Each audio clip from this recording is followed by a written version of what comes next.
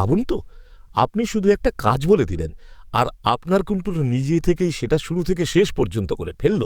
কোনো ক্লিক নেই, কোনো ঝামেলা নেই, কোনো ঝামেলা নেই।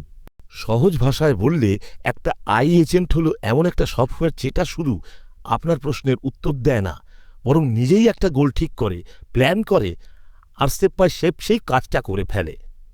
মানে ChatGPT যদি একজন পরামর্শদাতা হয়, তাহলে আই এজেন্ট হলো সেই অ্যাসিস্ট্যান্ট যে নিজে হাতে কাজটা করে দেখায়।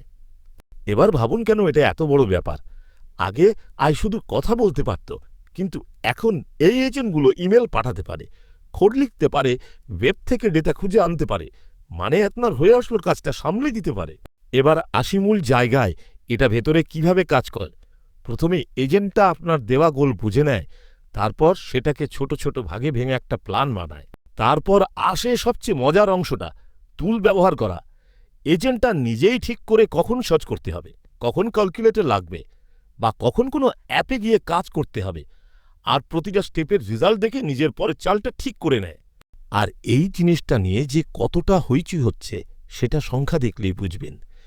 বিভিন্ন রিপোর্ট বলছে, আগামী কয়েক বছরে 10টার মধ্যে 8টা বড় কোম্পানি কোনো না কোনোভাবে আই এজেন্ট ব্যবহার করতে শুরু করবে।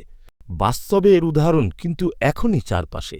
যেমন কোডিং এজেন্ট যে নিজে বাগ খুঁজে ফিক্স করতে দেয়, বা কাস্টমার সাপোর্ট এজেন্ট যে আপনার সমস্যা শুনে পুরোটা সমাধান করে দেয়, এমনকি ট্রাভেল বুকিংও করে দিতে পারে।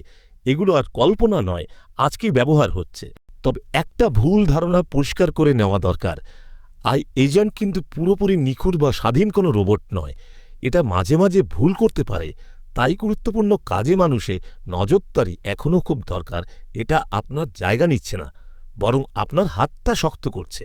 তাহলে এক কথায়, আই এজেন্ট মানে এমন একটা আই যেটা শুধু ভাবে না, কাজও করে, নিজে প্ল্যান করে, টুল ব্যবহার করে, আর কাজ শেষ করে। এরকম সহজ ভাষায় টেক বুঝতে চাইলে চ্যানেলটা সাবস্ক্রাইব করে। পরের ভিডিওতে আবার দেখা হবে।